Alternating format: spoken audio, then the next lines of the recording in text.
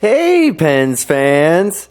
It's your old pal Kevin and the creepy guy in the bushes.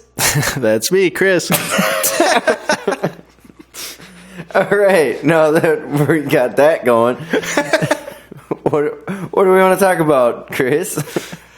Oh, man. Well, obviously, it's been a while since we last talked. I don't even remember when it was. That doesn't matter. We'll just pretend like we've been doing podcasts every day. Yeah, I think the last time we talked was like that 8-7 game, I think. Yeah. There was one other game after that, but yeah, whatever. Yeah, no, there's been a lot that's happened since then, obviously.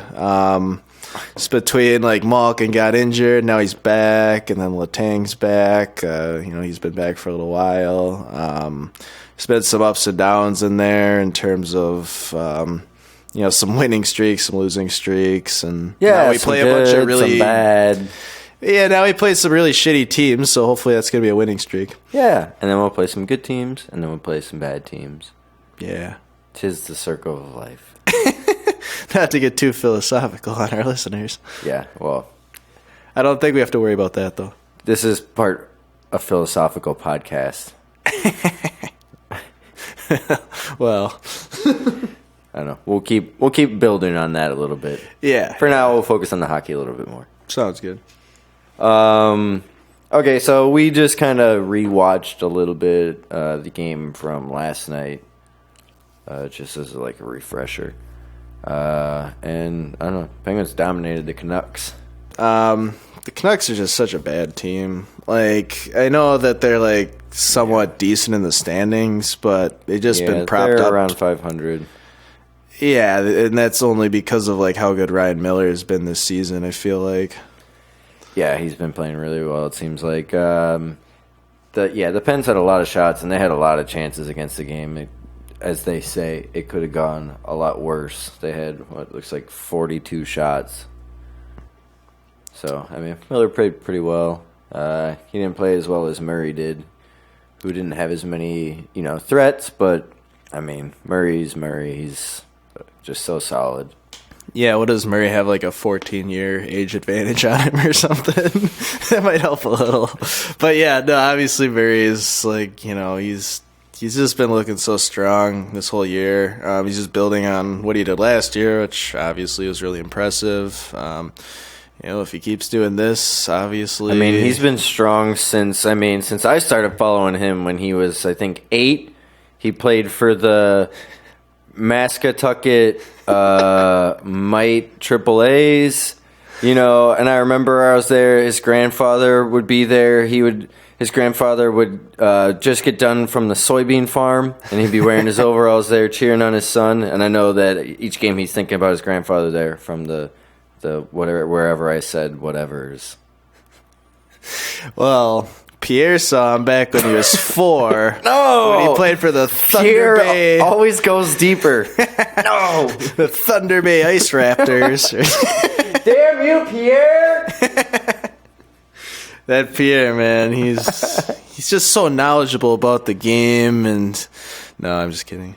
Oh, yeah. And he has all these really obscure references that help me understand hockey so much better. That was my Pierre McGuire parody, in case anyone wasn't following exactly what I was doing there. But I think everyone who's ever watched a game with him picked up on it. Well, yeah, he just has to make his presence known at all times with his stupid, weird factoids. Why? He's just got to be the smartest guy. I know, but he doesn't do that. I'm sure he thinks so, though. There must be some, mental issues that come with looking the way he does. Well, yeah, I mean, he's a bald guy with glasses. Clearly, he's smart.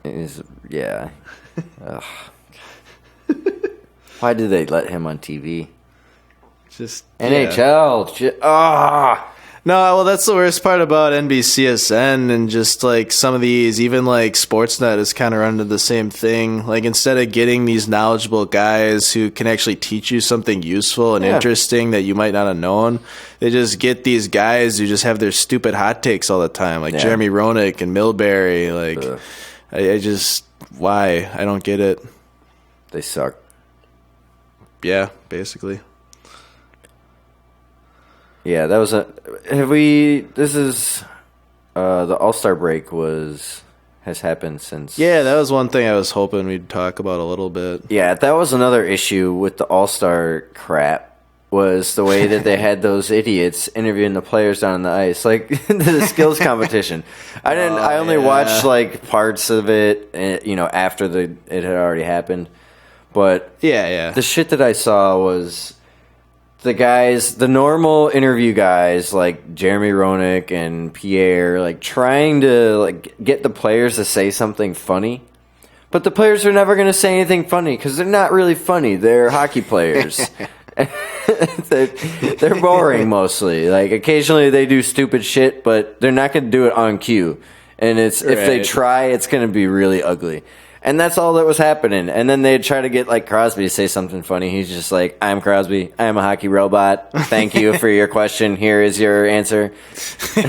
Not funny. The same thing with Carey Price. I mean, he's exactly the same. Just you're not going to get anything interesting out of these guys.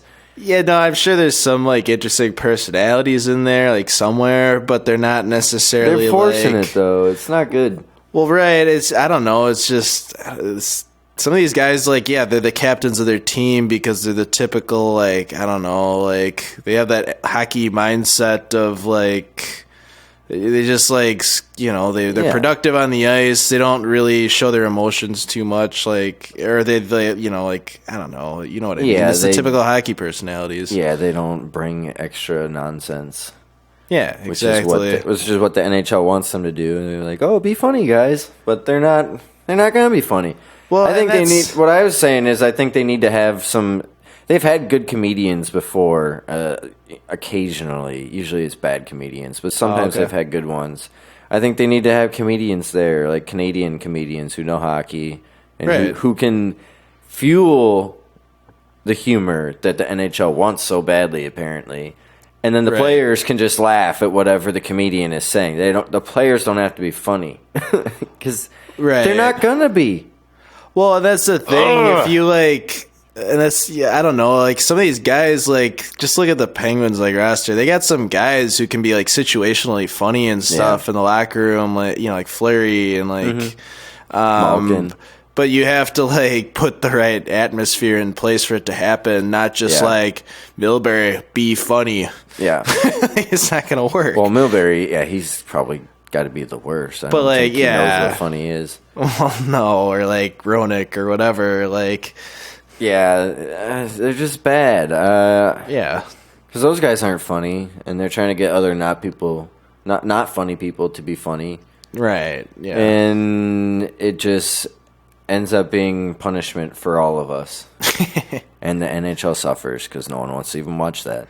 Yeah. Do you have any other like random thoughts on the All-Star game or just the skills competition or anything? No, not really. I don't think so. No, I was just like,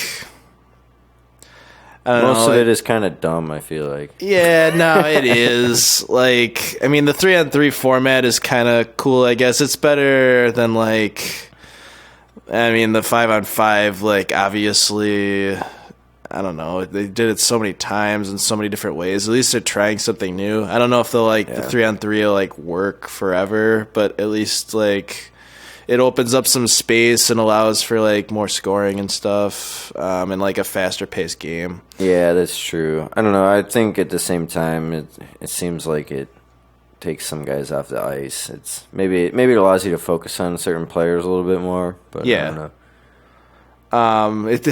One guy I thought it seemed like, given that it was like his first All-Star game in like a decade or something. When was like Sid's last All-Star game? I don't know. He just never goes. I know. He's been just like, "No, I'm injured." Nah, he's always injured. Well, yeah, it's either like the injury, like obviously he missed the 2 years or about with the concussions, and then like the Olympics was one of the years, I want to say, or like, there's always something in there. Or he just like took like a rest day because he's Sid, and like when the hell does this guy ever rest? Yeah. Like he clearly needs it. During the All-Star break. Yeah, exactly. It's not like he's going to fake an injury. Just take the damn 2-game suspension, and we'll still win one of them. Right. You know what I mean? So, yeah. But I thought, like, since it was his first in a while, it looked like he actually kind of, like, was into it and was kind of trying, and he seemed to, enjoy himself. It's good to see. Obviously, he likes to play the game. And, coming off winning a cup, it's easy to be happy, I think. Yeah, no, that's true. The media is not, is in your face about, what have you done for me lately, Sid? Okay. Do you think you guys should trade Malkin? Yeah, right. Or, just some other questions like that. No. Right, clearly the issue isn't something way more obvious than that. Yeah. Probably the coach. Well, if we just fire a coach every year, we'll win the cup every year. That is how it seems to go. Penguins get a new coach, win the cup. Yeah. Yeah, pretty much. I think there's enough coaches out there to keep that going forever. Yeah, I mean, clearly whoever, I don't know what the guy's name is in Wilkes-Barre, but he's probably the answer. Mike Sullivan Jr.? Yeah, right. I think that's his name. Yeah, Steve Sullivan. No, I don't know. Steve Sullivan. What's he up to? I don't know. Was he on the Penguins 6 years ago? How long ago was that? That's the guy's name, right? Steve Sullivan? God. Yeah, you're bringing up all these Penguins scrubs that I don't like. I just think some of these guys. Yeah, Steve Sullivan, man. Get with it, Chris. That wasn't even that long ago. No, I know. That's the worst part. just looking at stats all day long. Did he play with Craig Adams or something? Let's see. Or Platnikov. He signed a 1-year contract with the Penguins in 2011. Okay, yeah, that. So he probably played with Craig Adams or Jordan Stahl or something.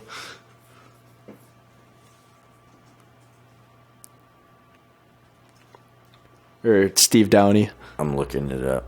One of those bottom 6 all-time greats that the Penguins had. I think he played with Malkin for a little bit. Well, I feel like everybody's played with Malkin for a little bit. Yeah, he played 1 season with the Penguins, 11-12. And then he went to the Coyotes, and then got traded to the Devils, and was never seen again. That's, well, yeah, the Devils is kind of a last stop for a lot of people. Wow, your offensive numbers weren't great with the Devils. I wonder why. Yeah. Clearly you suck. Over there across the river from Manhattan. Dirty things happen. And Steve Sullivan took his last breath. No, that might not be true. I don't know. I'm pretty sure he's still alive. Chris, any input? No. Damn I didn't even know who he was till you Chris, you're making me look bad. I have nothing to add to I'm not making myself look bad. It's your fault. What number was Steve Sullivan? Maybe? He is, says here, 26. Okay. 26. So. No, we could be like the Garage League. Episode 26 is the Steve Sullivan episode. He had 48 points that season. Damn, that was when Jordan Stahl was still on the team. Yeah, no, he's greatly missed. And Matt Cook. Hey! Matt Cook. Oh, yeah. Yeah, I mean, if there was ever a guy who just, really tarnished the Penguins' reputation for a number of years. Oh, God, right. But that was the worst part. If he just didn't do that stupid stuff, he was an effective player for the most part. Right. He was a lot better than, some of the bottom 6 guys we had, only 2-3 years ago. We were just garbage. Yeah, he was kind of like a less skilled version of Kunitz. Right, Just yeah. Good hitter, good straight line player. Yeah. Kunitz, Minus, the skill, hands and skill, yeah. Steve Sullivan. Yeah, he played on Malkin's line, I'm pretty sure. With James Neal. Well, yeah, that could make just about anybody look good. That was back in the hey, day. Look, I'll throw the puck somewhere in space, and then these two will get That was back in the day where they're like, we'll put a veteran with Malkin because he'll be able to play and mesh with him because he understands his game. Yeah, and then they're like, "We'll put a rookie with Malkin because I don't know, we just don't know what to do." And they never figured out what to do with Malkin. It's like, just put guys that'll just get the hell out of his way. Well, that's the one thing I've always said about Sullivan is it doesn't seem he just seems to understand Mike Sullivan. Right? Yeah. Okay, Mike Sullivan. Yeah, I forget that we even have to clarify that. We're back on track after I derailed us way the fuck out of the way. Well, maybe we could edit out that but hey, 3 minutes. It was still a Penguin-related derailment, right? No, but I mean, obviously, Get off my case. It's just nice to have Mike Sullivan, put the best 20 players on the ice rather than veteran leadership from Rob Scuderi, who just throws the puck into the corner and makes Sid dig for it for 4 minutes, and then I totally agree. We get out of our zone and we don't create any offense ever when he's on the fucking ice. I think it's a good organizational strategy too, in terms of increasing the value of your players, the assets that you have, because you have these guys now, like Archibald and Rowney, and I mean, even Gensel now, he's still relatively new as far as NHL experience. You have these guys who you have teams looking at now. Right. Now they're out there on the ice. Yeah. You can see what they look like in the NHL. If they don't look that great, just fucking send them back down. Big deal. Whatever. They continue to develop. Maybe some teams still liked what they saw and they want to develop them on their own. Whatever. But you get those guys in there, give them real opportunities to play, put them out there with Crosby. I mean, you wait for injury scenarios to come to try that, but you still give those guys the chance. You don't just say, "Oh, okay, Eric Fair, you're on Crosby's line now because you're the oldest guy," or however you want to look at it, or Matt Cullen. You keep those guys in their role, and you bring up the younger guys who have the ability to maybe play in those positions. You give them a chance. Right, exactly. It leads me to a number of thoughts, when Bonino's gone, and I think that's next year, it's okay, we don't have to necessarily extend this guy. We got these in-house cheap options. Yeah. We got Rowney, or Sundqvist hasn't come up yet, but he's a guy who could potentially do something. You could Jake Gensel could be a center. That's normally what he played back in the day, in Omaha and stuff. So there's options there, but what else was I going to say? Probably something dumb.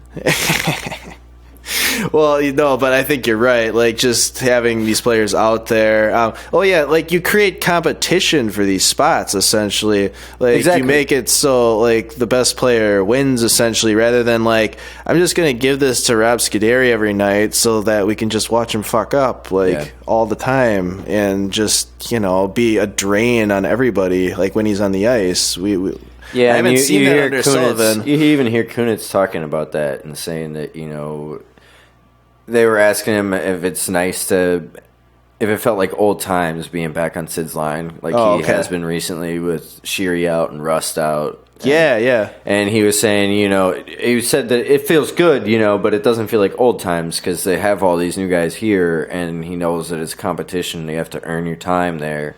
Yeah. And it's not, it's not a freebie. I think it kind of was like a freebie in the past. You're the guy. Definitely. And that was partially due to the fact that I don't know if they had a lot of skill down in the AHL back. I mean, if you look back 7 or 8 years ago, Well, that's the problem. We would never know because they never played those guys. Probably not. You're probably right. It's a circular problem. Yeah, exactly. No, those guys aren't good because they don't get experience, but they don't get experience because they're not good. It's well, then they're fucked. Yeah, so exactly. Right, exactly. No, that's a good point. I think Rutherford's obviously done a better job of drafting forwards, at least recently. Yeah. Though I don't know if Gensel got drafted by Shiro. He might have been. I honestly don't know. I think he might have been. That was the weird thing. They were talking about this on the Garage Lead podcast a little bit.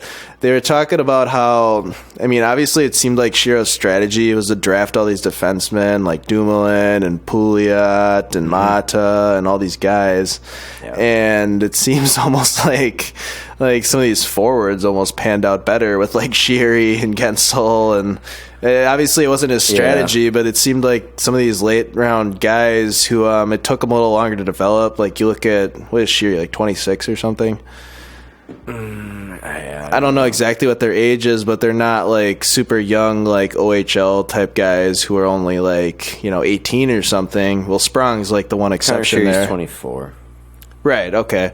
But I remember, like, I actually looked at, like, one of the box scores, like, the Gophers played recently. They played against him back, like, in 2011 or something. And then, I'm presumably he played 4 years of college and took all that time to develop. And, yeah, it took him a little longer to get here than some of those, like, OHL guys. But obviously it's paid off. Like, he's had about 2 years in the AHL then, presumably, and he's really effective at the NHL level on Sid's line. Yeah, Gensel. Same with Gensel. For reference, he had 42 points in 33 games in Wilkes-Barre last year. Oh, yeah. He was lighting the world on fire last year, and then he was doing it this year just at a phenomenal pace. Yeah, and I mean, those are the kind of guys you want with Crosby, guys that think the game well. Yeah. Yeah, I think you're right. I mean, Gensel's just got that nice combination of playmaking ability. He's young, so he's got speed. He's got good enough hands to just, like, evade pressure. They were talking about how good he is on, like, zone entries and stuff. I don't have any stats to back that up, but, like, they showed, like, a little, like, picture of him just, it looked like the defenseman had him squeezed off at the blue line, but instead of dumping it, he just kind of squeezed around the guy real quick and just got in the zone and, created more of a better opportunity. Might help the fact that he's been playing with Malkin or Crosby. Oh, yeah. Every, shift he's touched the ice in the NHL. Of course, of course. That might make zone entry a little bit easier when you have those guys on the other side of the ice, like, waiting for the puck maybe. Right, but you can see how he's I mean, still, if he, like you said, if he's covered and has the patience to wait a guy out or just see the ice well enough to understand the right angle to take into the zone so that he can maintain control of the puck rather than dumping it, then that's going to be successful no matter who you play with. Right, exactly. And I think that's something that was such a big failure under Johnson, was just like throwing the puck around and just like trying to dig for it in the corners constantly, and then like they throw it to the defenseman who wouldn't make any skilled plays. I mean, obviously I get that, like there didn't seem to be like much strategy under him, like it's kind of your take, but like that must have been Crosby's strategy then. I think he was kind of the coach when Johnson was the coach. Well, that was another thing they mentioned. I just remember on the bench he'd be like 30 seconds left in the game, Pens are down by 1, face-offs in the offensive end. And that coach is talking to everybody, and no one's looking at the coach. They're just, like, all looking around, like, whatever, like, not even listening to him. Like, is this serious? There's no way these guys are listening to him. Like, I mean, I've played hockey before. I know, like, when I'm listening to the coach, I'm usually, like, looking at him and, like, maybe even nodding my head. Like, yes, I hear what you say. I am approving. I agree. But no, these guys are just, like, whatever, like, basically anything but rolling their eyes. It's the only way they could have made it worse. Oh, yeah. No, he didn't command the respect of the team, it didn't seem like, very well. Right. But, yeah, I mean, I think, it's obviously just the whole direction of the team just in these last 2 years has gotten that much better. And, as long as they don't make any, like, really ridiculous moves, like, committing a ton of like term or money to like with like some of these UFA, RFA decisions, I think they'll be fine. Yeah, they're set up really well right now. And that's like what we said with the young talent. They kind of mentioned this on like some of the other podcasts. The best way to like keep like that Crosby Malkin window open is just having this young talent. For sure. being like, because obviously like Crosby like seems like he's like immortal, like, which for good reason. Like it's. What are you saying? He isn't? Yeah, right. You know what I mean? Idiot. Of course he is. But like, I mean, if you're at some point, like you can't talk about someone like Phil Kessel. Like Phil Kessel isn't immortal. Let's use him as an example. Crosby's a bad example. He is immortal. Yeah, I suppose. So just don't ever bring that up again. We're going to have a problem. All right. Sorry, Pittsburgh fans. Yeah. But yeah, I mean, if you want to like really like, obviously like Crosby can't just like, carry around total scrubs like the rest of his career. Like, no, and absolutely. There have been times where he's had to do that, obviously. His situation will be much, much better if he has guys that can dig pucks out of corners. Or just, or like just, get around people and make plays, just things that'll like make his life a lot easier. Yeah. And Sheary and Gensel, and I think Sprong will be that guy eventually. Just all these guys. Yeah, I don't know. Well, who knows? I'm not sold on Sprong. Well, we haven't seen much of him other than the Johnston era. He has a stupid name too, so I think he's screwed. Yeah, he's the worst. They'll say, "Coach, do you think we should play Sprong?" He'll be like, "The guy with the stupid name? No." I'm telling you, just we'll wait. stick him on the fourth line with Kuno. They'll trade him to the Devils where he can play with Bo Bennett. We always got to get a Bo Bennett reference in, just somehow. Can't help myself. I know. He's like the little brother or the freshman. Like, you just had to pick on him. Even when he's like 35, he'll still be the little brother freshman. Man. Speaking of guys that Crosby carried as like... Well, that list goes on forever. Well, yeah, but just like... Niels Ekman. That's a guy that's going to keep the window Bill open Guerin. for Crosby. Bo Bennett. Oh, God. Yeah, you thought he was. He was fine because he played with Crosby. Yeah, Let's Chris put is it going that to try way. to defend that nonsense. I don't know. He's got a chance. And then put him with Malkin. It's like, yeah, he's had, like, 2 assists in 15 games with Malkin? Like, go Bo Bennett. Yeah. Well, like, per ice time, he had, like, decent production somehow. Yeah, but he'd get injured every single, like, That's every why other you watch game. The game and not just the statistics, Chris. I'm not saying Bo Bennett. But the numbers say he's good, I swear. Okay, Chris. Well, to be fair, like, how many games did he ever play? Like 5? I think he's had like almost 1,000 games now. Did he get to double digits? I know. Well, does it count as a game if you leave early because you get injured? Because I think like half of his games have been partial games. Yeah, but then he didn't even have that many of those. That's very true. That was the funny thing. If you tried to like do some like time on ice like limitation to like see like, oh, who are the best like scoring players this year, and then you like limit it to like 500 minutes. Like, did Bo Bennett ever achieve that number? I don't know. Yeah, probably not. Know. I think we've talked about Bo Bennett for too long already. Yeah, we have. Who else should we talk about? Do you know who when guys are going to be coming back? Because we got Hagelin out, Sheary out, Rust out. So Sheary was 4 to 6 weeks, and I think that was 1 or 2 weeks ago. Yeah, I forget. Rust, I don't think we have any timetable on yet. At least I haven't heard anything. Mm-hmm. Hagelin, who knows? Like, I haven't heard much about that either. I'm guessing maybe he's like a day-to-day guy or something. I don't know what he had. I hope he's not dead. Well, probably not. Okay. Yeah, I mean, I didn't hear anything saying he was. I'm just hoping he's not. Yeah, who else is out? So it's like those 3, basically. Sheary, Hagelin, Rust. I don't know. Hold on, have to think about it too much. No, hold on. Just give me 5 minutes and let me think about it. Well, if nothing else, we could also sign Steve Sullivan.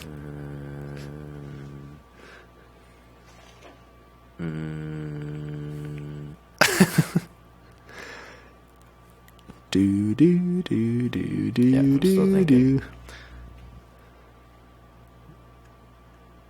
All right, I don't think it's anybody important. No, yeah, I don't think so. Thanks for waiting, everybody. Yeah, well, yeah, at least we got, like, the main guys healthy. That helps. But I think if we want to legitimately make a playoff run, we need at least, like, Sheary back by the playoffs. I'm sure that'll happen. He's great with Crosby. Oh, yeah.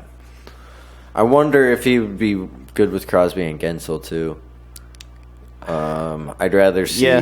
I think I'd rather see Gensel there than Hornquist. Yeah, I think... well, that was just good on Malkin's line, because Malkin goes, like...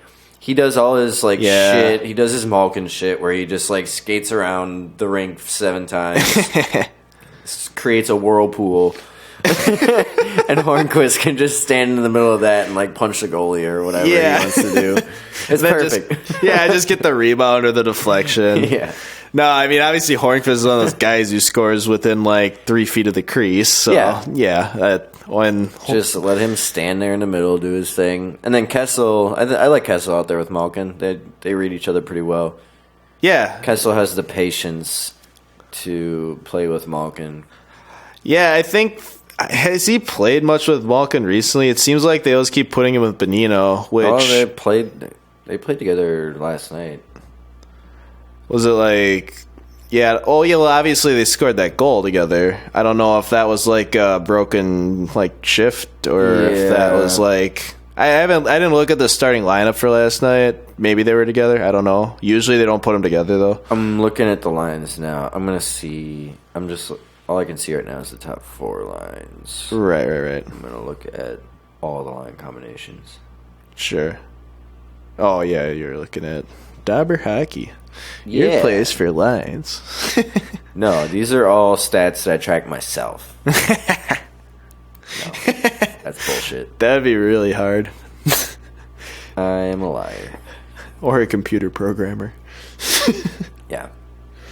Nope, I'm not a nerd like that. Not like Chris. You fucking nerd. I have no programming skills, but that would make my life a lot easier. Chris, where's your glasses? Oh, jeebus, my glasses.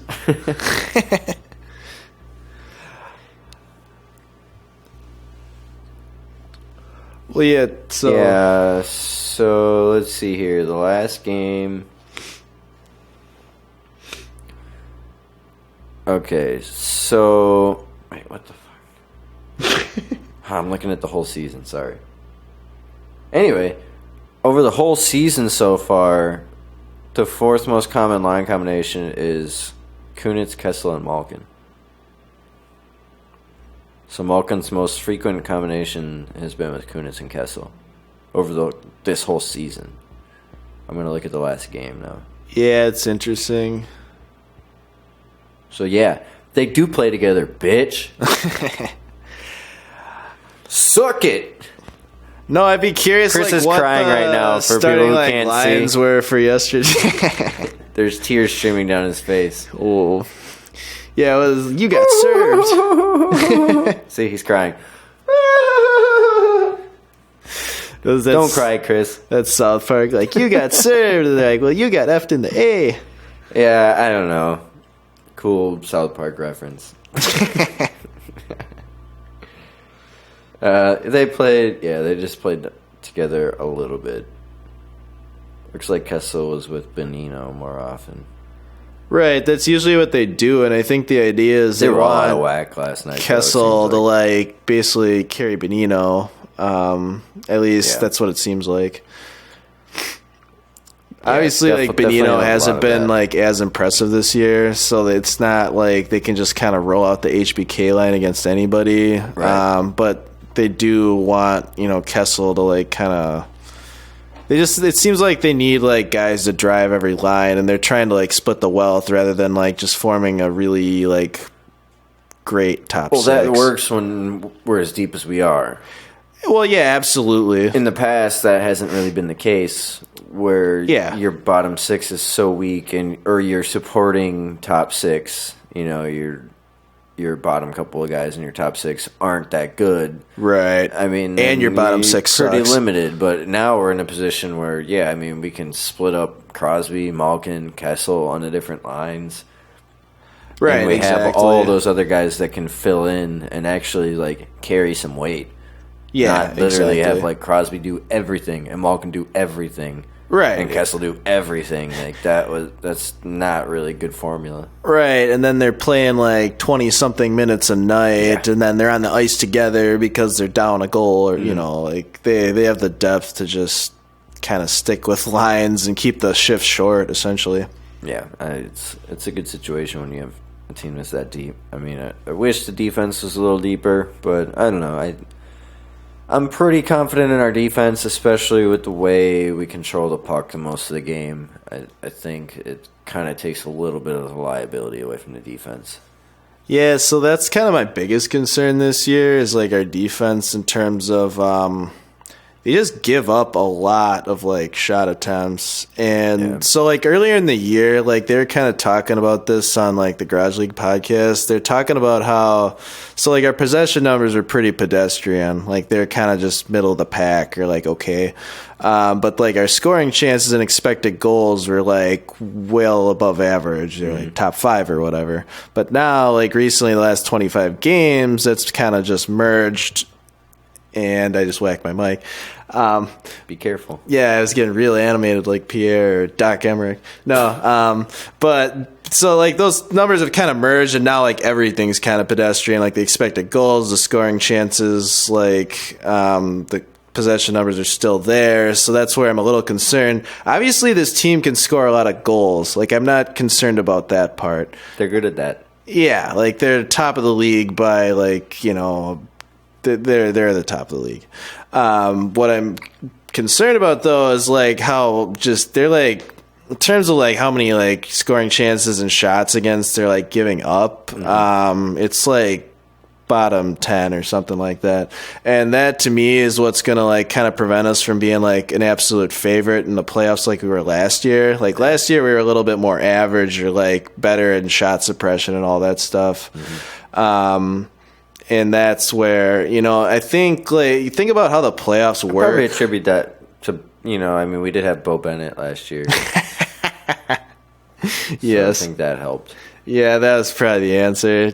But yeah, I remember when, like, he was, like, carrying around the cup and stuff. That was so awkward. Oh, man, just some of those guys. Like, those guys you hadn't seen in so long, just towards the end carrying the cup. It's like Pascal comes out on the ice. It's like, yeah, all right, it's so cool that he's out there. And then, like, all the other guys, like, in the crowd with him, it's like, wait, who the hell are those guys? It's like, oh, they're, like, all those fucking dudes that played, like, 6 games. Like, why are they on the ice celebrating the cup? Yeah, so Derek Pouliot. Wait in the locker room, idiots. God. And then they're going through the handshake line. The fucking other team's like, who the fuck are all these guys? They're not all playing. Yeah, no, I know. It's awkward. It's like you shake hands after the battle you just like went through against each other, and then there's always like fucking babyface Bo Bennett like, hey, good series. Yeah. Like, who the fuck are you? I had a tape ball fight in the locker room. I didn't whack you in the balls. Who are you, kid? Oh, man. And they whack Bo Bennett in the balls. Make up for it. That's what I would do. Yeah. So, I mean, pays dues. So, like, that, my biggest concern is, like, okay, when we get to the playoffs, like, goal scoring is going to go down because they always, like, allow so much fucking clutching and grabbing and tackling people and all this bullshit. And that's where I think, like, you need to be a good defensive team. And I can't think of many teams that just, like, magically just turn it on in the last, like, the third, like fourth of the season, and then like just are great in the playoffs, and then like, but they were the whole year they were just terrible in terms of like defensive play. That's where I'm a little bit concerned. Now, where we're fine is like, okay, we got 2 good pairings of defensemen. We got Letang, Dumoulin, we got Cole and Schultz. Those guys have been doing fine, and I think more recently Cole and Schultz have been getting more of the minutes than Daly and Mata. But really this year where I think we're really struggling is Daly. I think he is just Basically, he's just regressing to his career numbers. He's always been terrible in terms of shot suppression. Now, you kind of balance that out with the fact that the guy creates his own offense in terms of, like, he just scores goals like that one slap shot goal we saw the one day. I forget who it was. He just beat flat out with that slap shot from, like, the blue line. That was sick. But at the same time, like... Yeah, like I think in terms of scoring differential, he's always kind of been like a negative player in that sense because it just seems like a number of things with him. One, like he's like 38, so clearly he doesn't have like the great like acceleration ability to like win the puck races. Like when the puck like deflects off a stick in the slot and goes to the corner, how often is he going to win that race? Like, his acceleration speed isn't very good. Right. So the other thing too is like I kind of said it earlier in the year. Like when he's playing his offhand, he's always like throwing. He's 33. He's 33. Yeah. What? Years old. Okay, I was a little bit off. So he's not like Rob Scuderi's age? No. Can we edit that part out? Nope. I'm going to actually repeat that part. I'm going to put it on loop for a little bit. Yeah, I think you should. Yeah, he's 33. What? You didn't trust me? Well, okay, so this guy's 33 and he's like on the ice with like the slowest guy in Mata. Yeah, he looks like he's 38, so like, shit. Yeah, basically.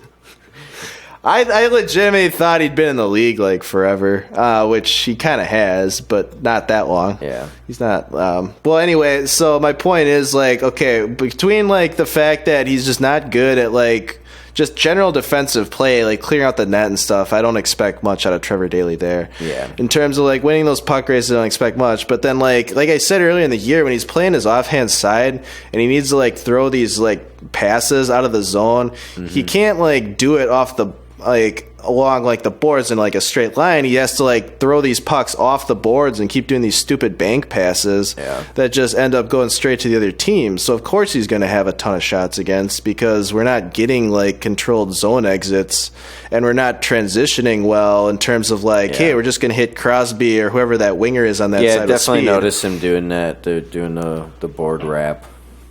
Yeah, and it's annoying. To get out of pressure, and it's usually ends up with the other team getting the puck. Yeah, and like one thing I looked up was usually to like try and figure out like who kind of is like the problem in terms of like possession as far as like a defensive pairing or just in general. Like everybody on the team minus like two guys is better off with him off the ice than when he's on the ice with them essentially. So it's not like super surprising, but to me, I think that's like the guy where, okay, we don't need to like extend his contract or anything. Let's just we got the best out of him last year. He played well above his head. Thank you for winning a cup with us. We're gonna move on. Yeah. Also, you're welcome for the cup. Yeah, absolutely. Who do you like, Pouliot or Sofsky? I don't know. I think like legitimately we're gonna have to figure out some type of off-season thing as far as like a top four guy, maybe. But I don't know. Like Pouliot, if he ever like had a good off-season where he got in shape and then he just didn't get injured, like maybe it could happen. But it doesn't. Yeah, lay off the Cheetos, bro. I don't know what his issue is. I have literally like no idea. It's supposedly like. I don't know. I think he's in Sullivan's doghouse. It might be like an attitude thing. I have no idea. But he did come up this year, and he looked like legitimately terrible, which wasn't surprising. Just, if you get sent down to the AHL every time you make some minor mistake, you're going to suck. But so that wasn't super surprising, but yeah. Yeah. Well, shit. Trade deadline coming up. Yeah. I don't know what's going to happen. Seems like nothing's happening at all. Has there been like any interesting trades this entire year? Like for any team at all? I can't think of anything. I don't think so. I think part of it too is like that whole Vegas thing is just screwing this all up. Like nobody wants to acquire some even like a rental player, well, maybe like rentals is about it, but like you don't want to like trade for these like long-term asset type trades and then you just lose it to Vegas in like an off season. Vegas. God. The Golden Knights. The Golden Knights. Cool. Yeah, I know, right? I had to put a color in front of it. It'd just be the Knights. Well, at least it's not the Golden something else. Be pretty soon it'll be Donald Trump's Golden Knights. Like buy the team, put his name on it. Golden Showers. Heyo. Hilarious, Chris. Hilarious. Yeah, it's probably been played out by now, but it is still funny. Yeah, it's been played out like 50 fucking times too many by every person who's ever said it. But it's true. It's true. If it's more than 48 hours after the funny thing happened, don't make jokes about it anymore. Find something else that's funny to talk about if you can't come up with something on your own. Yeah, I can't come up with something. Just let the topical humor die. It's normal death. Stop doing your fucking Borat impressions. Oh, God. Just never do those, ever, under any circumstance. No, they were okay when the movie was still in theaters. But people just gotta... oh, man, yeah. The longer you keep doing it, the more of a fucking idiot you are, basically. So if you're still doing that, yeah, you're an idiot. I'm not going to say it to your face because it's just awkward and rude and it'll make you feel uncomfortable. But you know who you are. If you're out there doing Borat impressions, stop.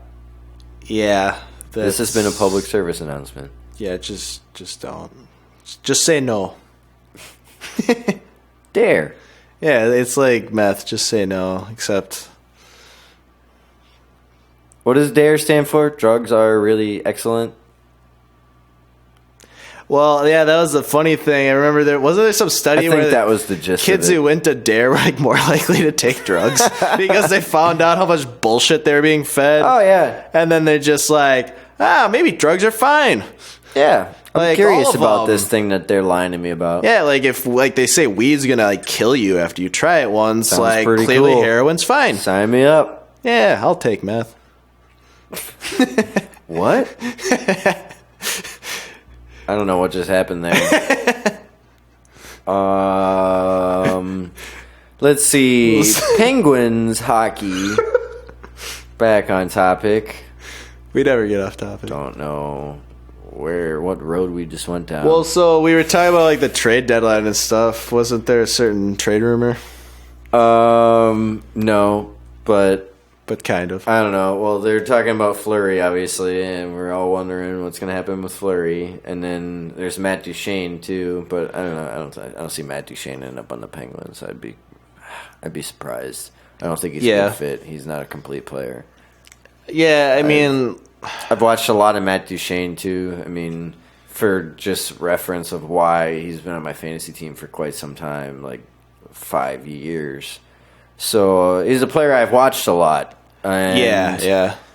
He has the offensive instincts, but when he doesn't have the puck, and especially when his team doesn't have the puck, his hockey IQ is very, very low when it comes to defensive hockey. It's a lot like kind of an Ovechkin sort of thing where, you know, he's good at his like really specific niche that he does, and he's good at that. But, he's a very one-dimensional player, and I wouldn't like to see that on the Penguins. He's not a good fit at all. He's not a good forechecker. He's not he's not good at covering passing lanes and covering man-to-man. He's just not good at all those things. So, please, no Matt Duchene. I like Matt Duchene, but, no, not for the Penguins. Bad fit. So, yeah, my thought was if you get Duchene and you put him on the wing, like rather than center, where he doesn't have as much defensive responsibility, maybe you could make that work. But So, and the other thing too is like if you put him on like the third line, like he could probably outscore the other team as like the third line center. But my bigger thought here is like if you want to win a cup this year, you don't need to make a position of weakness any weaker. And our biggest assets as far as like trading like material is like Ali Mata and Derek Pouliot. I mean, it depends on how much trade value you think Derek Pouliot has at this point. Yeah, but Mata still has some. He's 22. He's had like a ton of NHL games. Mm-hmm. You could probably convince some team that this guy's your future defenseman, and I maybe disagree with that, but you could probably like swing it that way. But either way, like if we want to like try to win now, which is what Rutherford seems to want to do, I don't think Matt Duchene's really going to help us do that.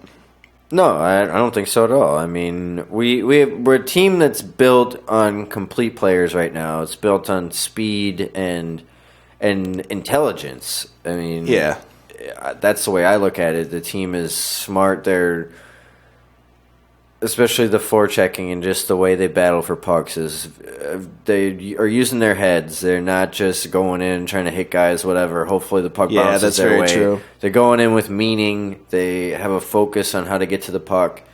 And, I mean, it taking the right starts with Crosby and goes all the way down to these newer guys. Right. They like take the right angles, they get to the right spots, they support in the right spots. Yeah, they don't overcommit in situations where they might not get the puck. Yeah, they read what their line mates are doing. I mean, they just do all the things well that you need to maintain possession and to regain possession of the puck. And Duchene's not that player at all. He's up and down, where's the puck, get me the puck. Now I'll put my head down, deke around some guys, and try to shoot. I mean, he doesn't see the ice very well. I don't think he has very high a hockey IQ. Yeah, I don't think we should be trading with the Avalanche, despite the fact that we could probably get some good value because they're so desperate for whatever. Then they're just so dumb. Like, you could probably win a trade with them. But anyway, like, thinking like our forwards is just such a position of strength. Like, why do we really need Matt Duchene? And like, do we really need to make like? How is making this defensive group that like we need defense, right? And they've like had their questionable ability to like transition the puck this year. Like, I looked at the zone exit stats for like teams around the league. The Penguins.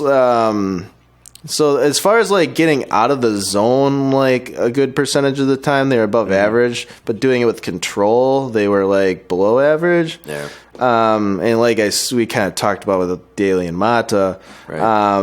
But like obviously, like if you're doing that, it's probably like the whole group of defensemen to some extent. Yeah. Especially without Letang this year for like however many games. I don't even know. It's probably been like. Seems like it's been damn near half the season, or at least like 15 games or something that we've been missing him. So, and with him back, like you can reasonably expect that to get better.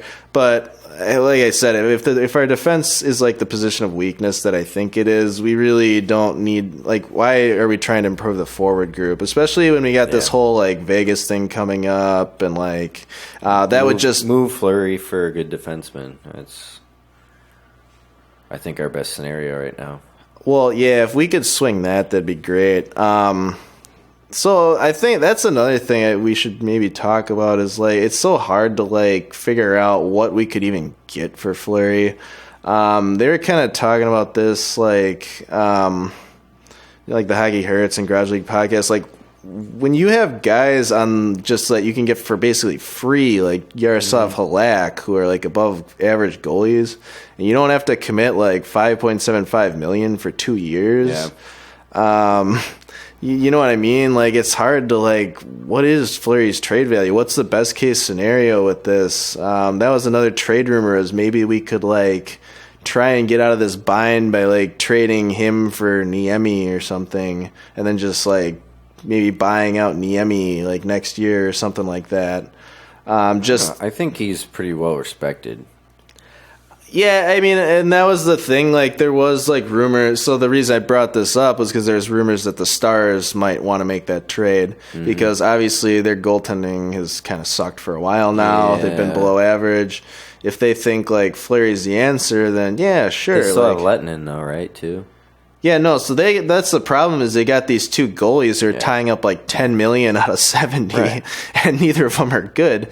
So Lettinen makes like 5.9, Fleury makes 5.75, Niemi makes like 4.5. So if you could like swing like Fleury for Niemi and like save that $1 million and then buy out Niemi in like a year for like 1 year or whatever, that wouldn't be the end of the world. But the main thing is like why you would do that is because with the whole Vegas thing, you can only keep one goalie, and since Fleury has a no movement clause, you have to keep him. So obviously we're in this spot where we have to trade Fleury. Ah, man. And that was, like thinking about like 2 years ago and we were in this San Jose. What's that? San Jose, who's their goalie? Martin Jones. I'm just trying to think of potential trade partners. Yeah, people have been talking about this. Like, they've kind of talked about, like, the Flames, the Blues. I'm just trying to think of defense. Because Sharks have, like, Justin Braun. He might be a decent addition. Yeah, it just depends how like set they think they are at goal. Schlemko. Yeah. Yeah, I don't know. The teams I've heard float around the most are like Dallas, the Blues, the Flames. The Blues, they've kind of like Shattenkirk is kind of like the rental they're trying to trade, but I mean, really, we don't want to trade for a rental. It's just stupid. Like we all remember that Iginla trade. Fuck. Yeah, I remember a lot of trades. But I just, oh man, like actually I don't. That one didn't like fail on us too spectacularly in the sense that none of those picks turned out to be anything, but. Just think about that in hindsight. Like, yeah, Shiro, why? What about Paul Martin? Let's get him back. Oh, yeah, that would be awesome. Well, yeah, I don't know. I guess we'll just watch the trade wire, see what happens. I mean, that shit's impossible to predict. We don't know who the hell's talking to each other. Yeah, no, exactly. Stuff comes out of nowhere. I think, like I said, like the things about Fleury is like, okay, you got to trade him like because of the whole no movement clause thing, or I mean, you could buy him out. It's just it would suck because you got 2 more years. You'd have to spread that out over 4 years, and then you're just losing like X amount of cap space every year. Which is buying him out doesn't make any sense. I mean, you keep that goalie, right? No, you can't. That's the problem. Well, you'd have to get rid of Murray, or you'd expose him to like the expansion draft. Is what would happen. Well, yeah, if you buy him out, then what? No, so like, okay, if you keep Fleury, like Murray becomes exposed. Vegas could just straight up take him. Yeah. So you have to do something with Fleury, essentially. Well, or nothing. You just keep him until you can't anymore. Well, yeah, you could keep him this year. Yeah. And do it in the off season somehow, I guess. Yeah, or not. Or you just lose him. Well, no, because like Fleury's still under contract with us, and he has a no movement clause. So well, yeah, yeah. The whole Vegas thing is what I'm saying is kind of what screws us up. Is like, if you don't get rid of Fleury, like they could just take Murray. That's the problem. So you have to do like something. It's either you buy him out or you trade him, or you could hope that like Vegas just says, "Duh, we don't want Matt Murray. We want like Vasilevsky or whatever." Or like Ben Bishop or whatever, but like I wouldn't take that risk, obviously. Yeah. Yep, I don't know. So like, you know what I mean? You're kind of in this bind. And think about like 2 years ago with Fleury. Like, he's been like this kind of like average goalie all these years. Mm-hmm. Did we really need to like commit like that much like term and money and the no movement clause? Like Especially to this guy who just loves like being in Pittsburgh. Yeah. Like, were we ever? I don't know. I totally agree. Yeah. Gave him too much. The other thing too was I remember at the time, like, okay, I didn't think about Thomas Greiss just because he didn't have much of a sample size. Mm-hmm. But like, if you would have kept him, like, you'd be in pretty damn good shape now. Like, instead of Fleury, or if you just got like a Chad Johnson or a Neuwirth, or like. Now, granted, this is kind of hindsight. I get like why they wanted the stability of this guy who like he plays, 70 games a year. He never gets hurt. Yeah. And he puts up average numbers, but at the same time, it's like maybe you could dream a little higher for like less money type deal. I don't know. I know people love Fleury. I don't want to speak bad of the guy. I don't want to piss off our... You've already said too much, good sir. I don't want to piss off our 3 listeners. We have more than 3 listeners. Yay. It's at least 5. Yes. And growing. Ho-ho. Tell your friends. So like... Hey, wake up! Wake up! Tell your friends. Yeah, this will be your alarm clock. Penn's prognosis. If we don't put you back to sleep, then thanks. Yeah, thank you so much. You'll be receiving a gift basket in the mail. No, you actually won't, so don't look for that. Chris, anything else? No, I know I covered all my topics. I don't know if you had anything I don't know else. if we talked about Crosby. He's good. He's all right. Yeah, okay, good. We covered that. I think he's maybe a top 100 player. Yeah, okay, don't start that. All right. I think we should just wrap it up there. We'll put the listeners out of their misery by killing them. You have 1 week to live. This podcast will self-destruct in 5, 4, 5, 6, Whoops. 7. Wait, what are we doing? Okay. All right. Peace out. Adios.